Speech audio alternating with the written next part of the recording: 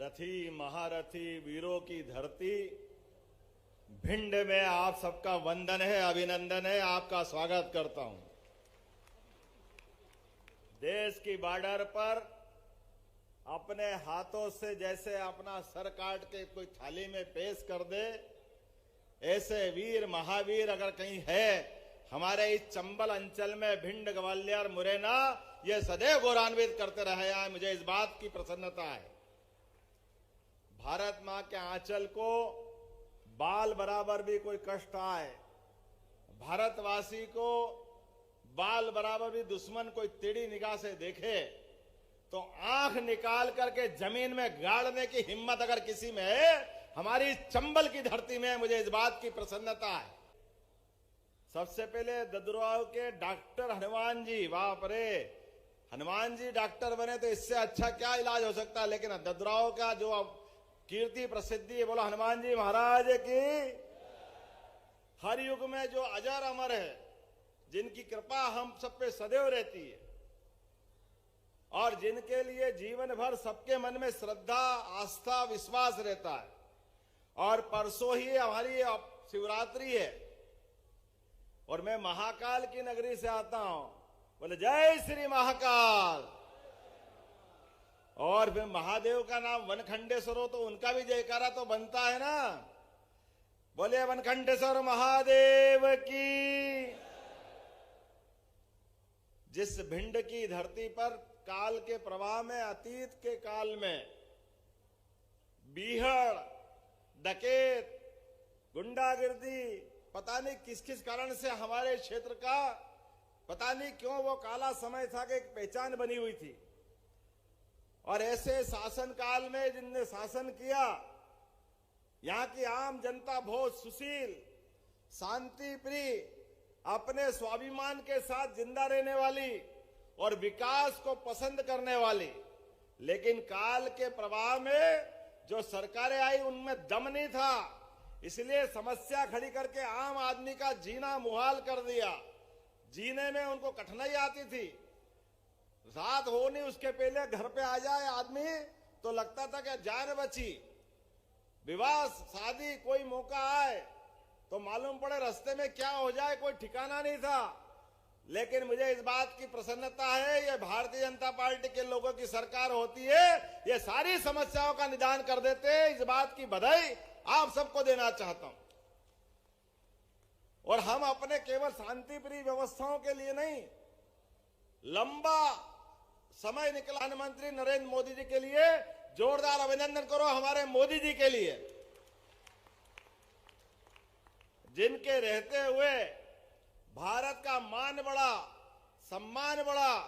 लोक लुभावन, लोगों को ललचाने वाली योजनाओं के बजाय वो लोगों के दिलों पे राज करते। दिलों पे हमारे लिए इस बात का गर्व है, एक ऐसे नेता जो अपने लिए खुद का कुछ भी नहीं है, जिनका खुद का परिवार भी नहीं है, लेकिन 22 करोड़ लोगों को घर बना के पक्का देते हैं। ये ऐसे व्यक्तित्व की आवश्यकता है। वसुदेव कुटुंबकम का केवल नारा सुना था हमने, लेकिन समूची पृथ्वी, समूची वसुधा वो एक कुटुंब की तरह है। और ऐसे सांस्कृतिक भाव को जागरण करते हुए कोविड के कठिन काल में जिनने आपने आचरण से, व्यवहार से, पहले ताली फिर थाली, हमने जब ताली थाली बजाई तो कांग्रेस के लोग मजाक बना रहे थे। ताली थाली से क्या होता है, लोग समझ नहीं पाए। वो नरेंद्र मोदी जी थे, लोगों को लॉकडाउन करके अपने अपने घरों में रखा और समय के साथ अंदर के सारे तंत्र खड़े करते करते जिन्होंने सारी व्यवस्थाओं को, अपने हॉस्पिटल की व्यवस्थाओं को, दवाई व्यवस्थाओं को, नए टीका इजाद करने के लिए और कम समय में न केवल अपने 142 करोड़ देशवासियों की जान बचाई, बल्कि 100 से ज्यादा देशों के लिए भी दवाई उपलब्ध कराई। ऐसे यशस्वी प्रधानमंत्री को धन्यवाद देने की जरूरत है। तो जब 5 साल का हिसाब हमको रखना है, धीरे धीरे हम लोकसभा चुनाव की तरफ पहुंच रहे हैं।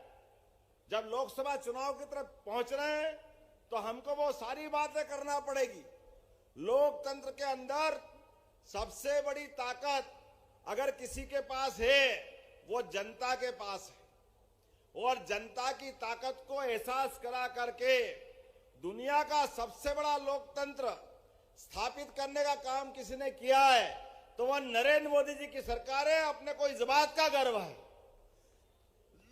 आप अंदाज लगा लो, कहां अर्थव्यवस्था 11वें नंबर पे थी, देश की हालत खराब थी।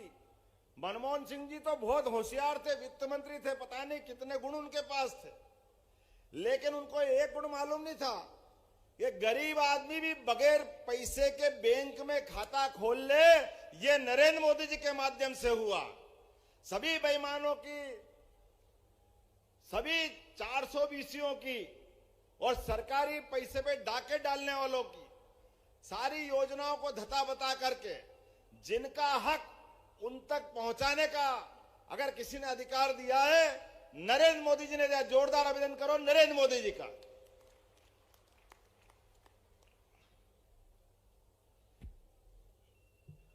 अभी अभी आप अंदाज लगाओ, मैंने यहां सिंगल क्लिक से फसल तो कट के अभी घर में आई नहीं है। जो फसल का मुआवजा नुकसान ही हमारा हुआ है वो सारा का सारा पैसा किसानों के अपने खाते में लगभग 800 करोड़ रुपया अपने यहां यहीं डल गया है। ये भाजपा की सरकार है।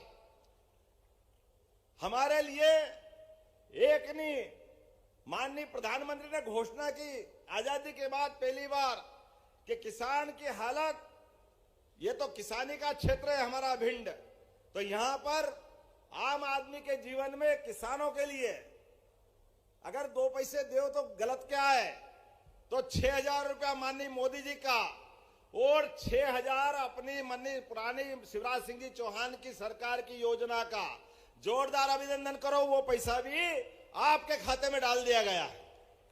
80 लाख किसानों के खाते में लगभग 1100 करोड़ के आसपास ये राशि डाल करके हमने अपनी किसानों के प्रति प्रतिबद्धता साबित की है। हमने सबने विश्वास किया है ये पूरा भारत, भरत भूमि अगर दुनिया में जानी जाती तो किसके लिए जानी जाती है? एकमात्र कारण हमारी वसुधा में हमारे किसान, जिनके 2 घर होते हैं, एक में रात को सोता है, दूसरा किसान के रूप में दिन भर अपने खेत में मेहनत करता है। लाखों लाख लोगों के लिए जीवन में बदलाव के लिए वह अपनी पूरी जवानी, पूरा खून पसीना बनाता है। मैं जोरदार अभिनंदन करो अपने किसान बंधुओं के लिए जिनके कारण से ये मौका हमको मिलता है।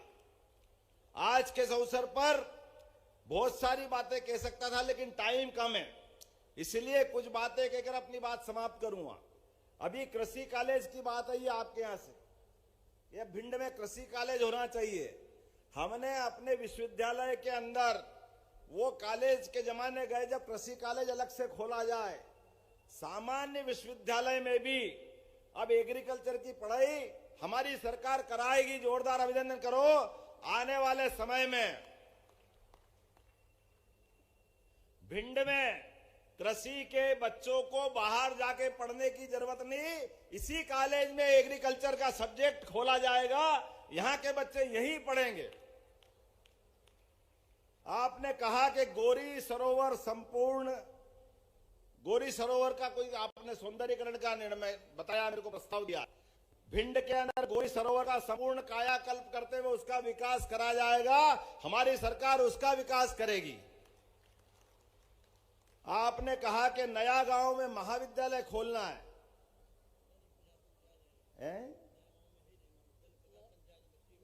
50 पंचायत लगती है, कॉलेज खोलना है।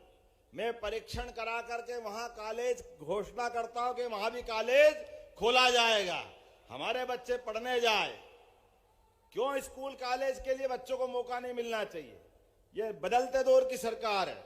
निश्चित रूप से इसके साथ साथ मुझे बताया कि इटावा से भिंड का रास्ता, हमारी सांसद जी ने कहा है कि ग्वालियर से भिंड इटावा 6 लेन स्वीकृत हो चुका है, लेकिन बार बार काम चालू नहीं होता है।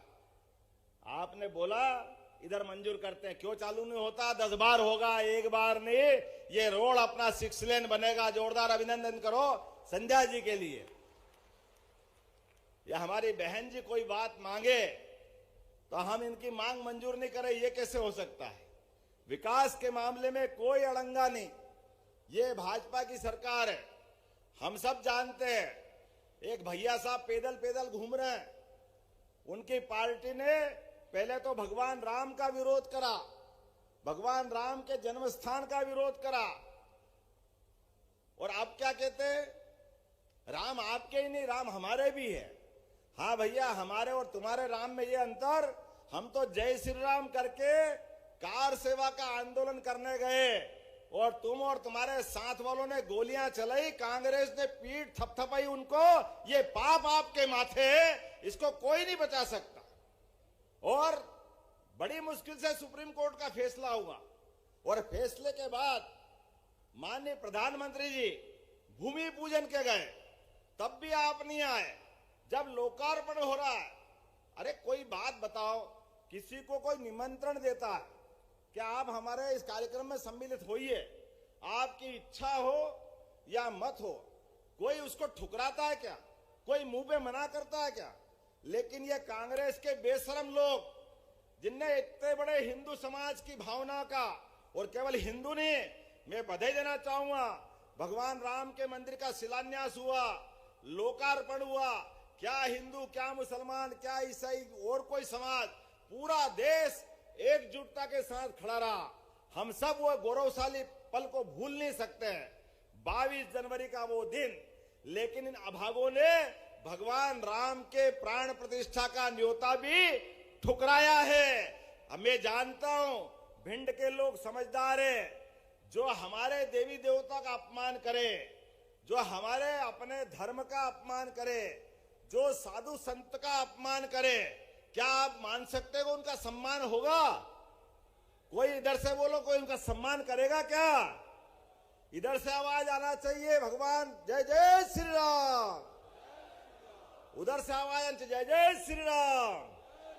अगर मेरी बात से सहमत हो तो सब अपने स्थान पे खड़े हो जाओ और बांधो मुट्ठी ये दुष्ट पापियों, अभागों के साथ, जो हमारे देवी देवता का अपमान करे। हम इनको मौका नहीं देंगे, सारा हिसाब चुकता करेंगे। लोकतंत्र के अंदर हमको कहीं डंडा, बंदूक, गोली लेके जाने की जरूरत नहीं है। आपके हाथ में यश है, इधर आपने बटन दबाया, उधर अपना हिसाब अपने आप चुकता हुआ। बोलो तैयार हो? तैयार हो तो बोलो मेरे साथ, भारत माता की, भारत माता की, भारत माता की। बहुत बहुत धन्यवाद। भारत माता की जय। एक मेरे पास एक प्रार्थिया बहन शारदा बघेल आई, इनके पति का करंट के बाद निधन हो गया।